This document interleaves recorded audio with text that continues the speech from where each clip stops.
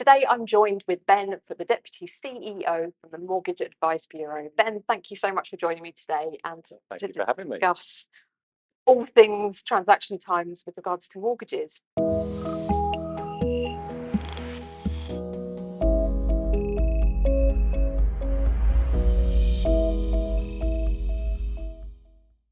Ben, what are the issues that the mortgage industry is facing at the moment? Quite a few at the moment. It's still going along quite well, but if you talk to an advisor at the moment, they're finding it very difficult with a few things. One, placing cases because of the interest rate changes, which if we go back a decade and a half, not that unusual.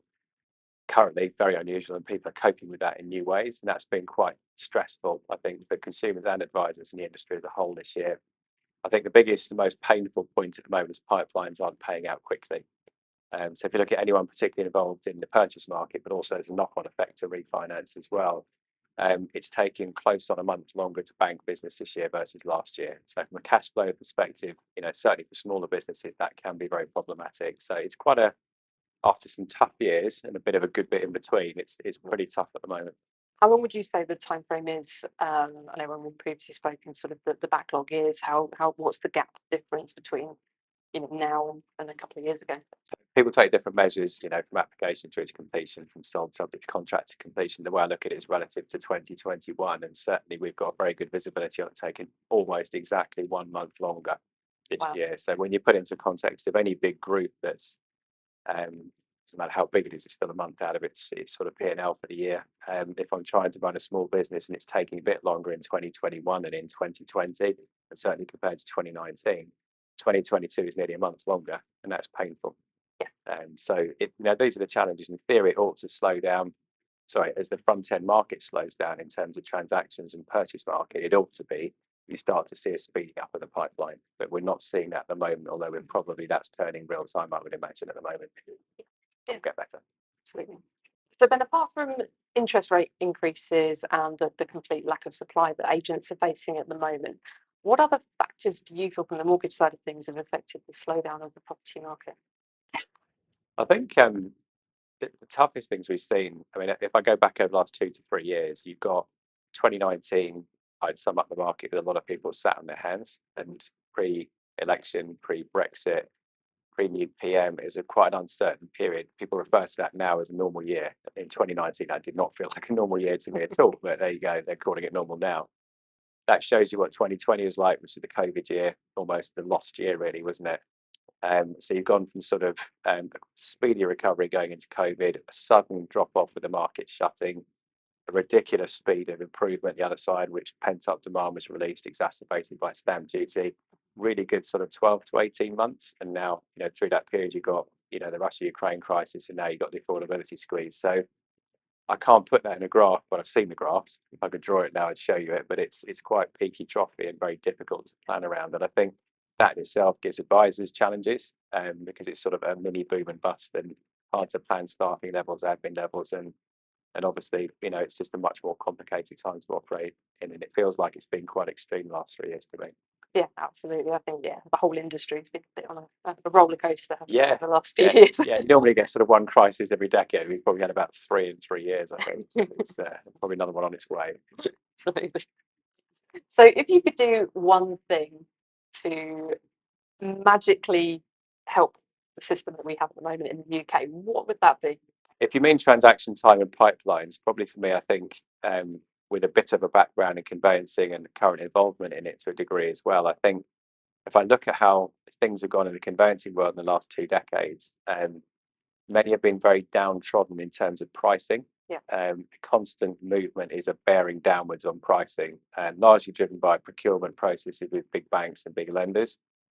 I understand why they do that, obviously, but the upshot of that is I might cut my prices as a conveyancer to win work.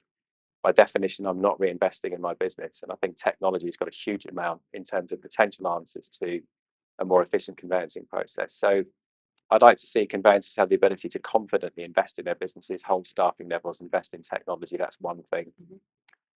Probably in addition to that, the obvious communication and visibility of chain movement and chain progression. When you've got 5 parties in a chain, it's very difficult. You're kind of moving at the pace of the slowest common denominator in the chain. I think if one or two parties have got better systems and visibility and process, they're going to go about the chain movement more quickly, thereby pulling the slower parties with them. You gradually have a speed up in the transaction process now. That could be through the ViewMyChain tool, if I can call it that. It could be through something different that someone else comes up with. But somewhere along the line, we need to do that far better. And at the moment, it's too slow. That's a simple fact. So I definitely would say that, and that's a confidence to invest in public conveyancer. I think other things, just slightly a bit more blue sky. I think property supply has had a part to play in the last 3 years. The fact that if I'm in a chain of 5, to stay with the same example, and I lose number 10A Acacia Avenue I'm trying to buy, it might take me 5 months to find something else.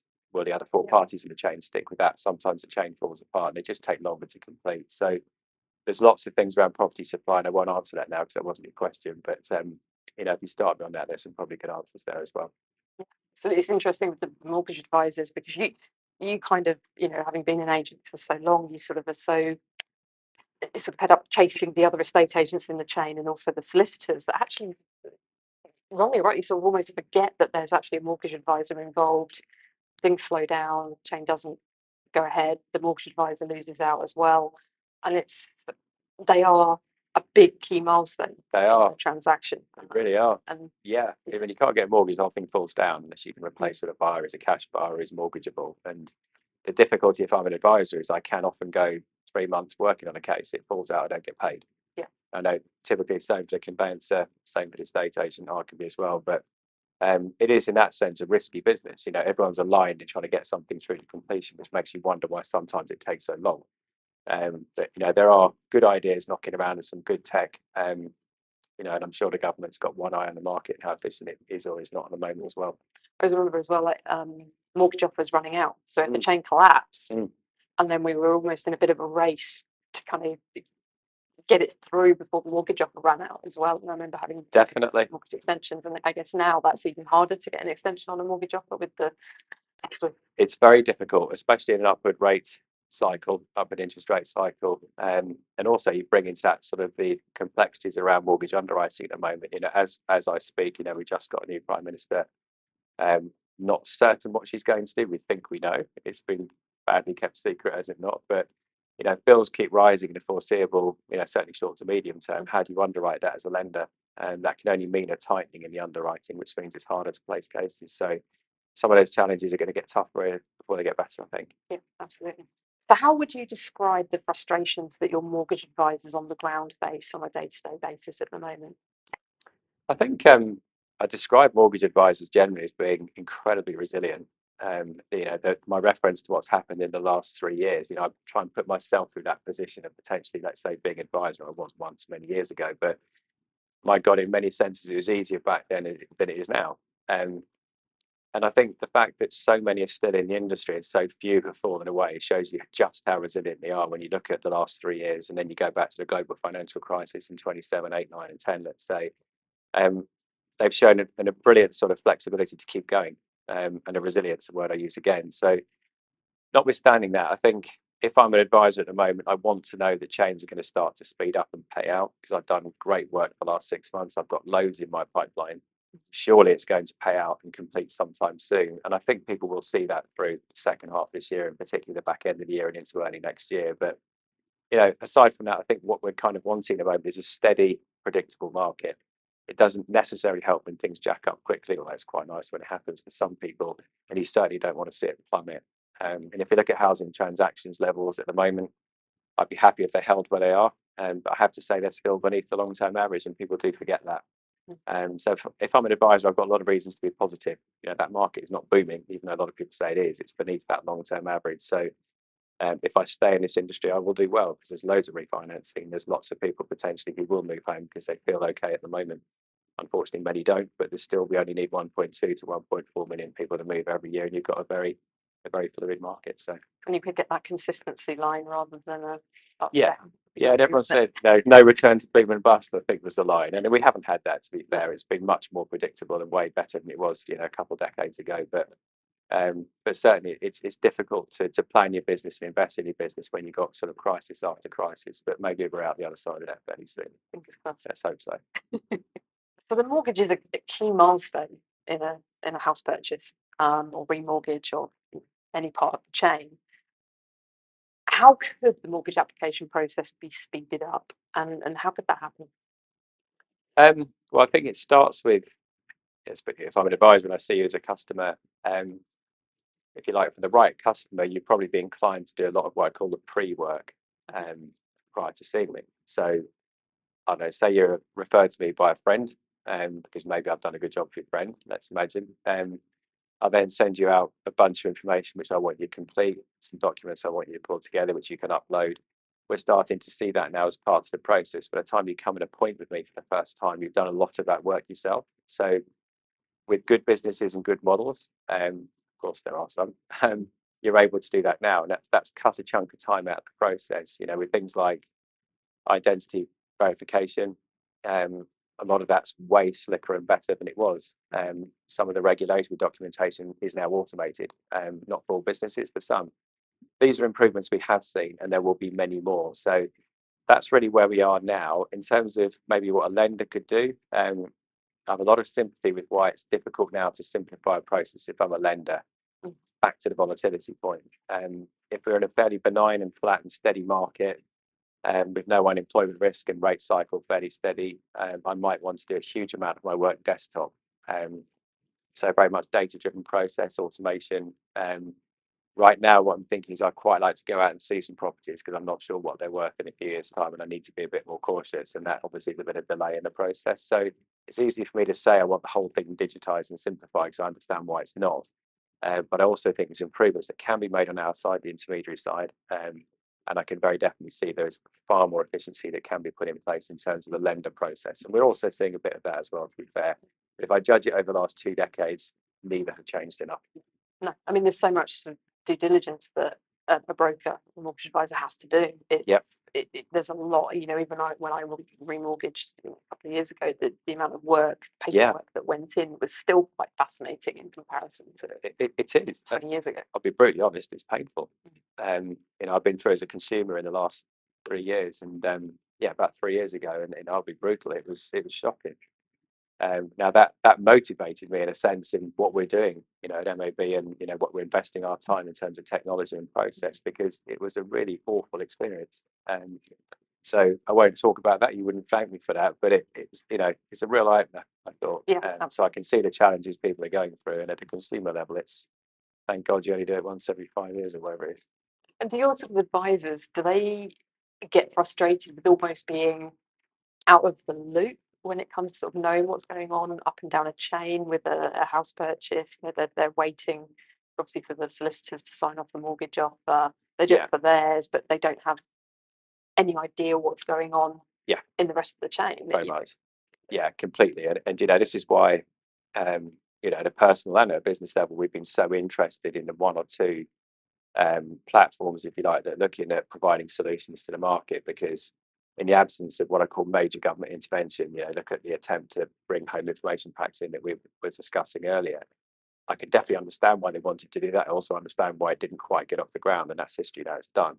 But you know, I can very, very definitely see that whole area needs to improve, and you know, there's a lot that needs to be done there. There's a lot of communications issues, isn't there? It seems to be. There are, and it is really that. So I mean, if you're in that chain of 5 we talked about earlier, I can be a brilliant advisor. You know, I can probably do a lot of chasing work on behalf of the customer that maybe I don't even need to do. But if the other 4 parties are not going quick, you know, I can't see anything about those transactions, I'm not in a great place to control outcomes and the speed. So any progression in that regard, which is obviously what we're talking about here, is extremely welcome for the industry. Yeah, absolutely, absolutely. So we've recently partnered with the Mortgage Advice Bureau here at ViewMyChain. Why did you decide to partner with us, Ben? Yeah, I mean, you know, the dialogue is, as you know, it's been ongoing for a long time. You know, it's when you try and do something that's so important, I describe it as it's simple, but it's not easy. You know, I know why it's taken as long as it has to get to where we have. But, you know, conversations I think between us have been probably 3, 4 years, maybe, maybe even more. But it only goes to show how important and how difficult it is. So in answer to your question, long-standing conversations, but secondly, the total intent to try and get to a place where we're offering our advisors the chance, and the stakeholders around the whole moving process to have complete visibility on chains, ultimately to try and speed up the process. Now, if I look upon it as at a MAB group level, MAB group level, we've got huge interest in speeding up a week makes a difference to us, a month makes a huge difference. So with these platforms and these tools, and there's very, very few of them, and yours is clearly the first off the blocks here. If that helps to improve our bankings at a central level, then that's fantastic. But much more importantly, the advisor level, the reference I made earlier to 1 month longer, and if I'm running that business, it really, really helps me. So ultimately, that's where we want to try and get to, and move the industry more quickly. Absolutely. And providing the data to be seen up and down the chain for all parties as well. Definitely. Yeah, and you probably start thinking, oh, does this really make a difference? But my hope is that by the time everybody embraces it, and that's we'll have to wait and see. But my hope is everyone has the confidence to use it. The data is accurate, and you start to be able to influence change in that process, and much more speedy and efficient outcomes. So that's why we've done it. Thank you so much, Ben. Really appreciate it. Lovely to meet you. No, likewise, you. Thanks for having me.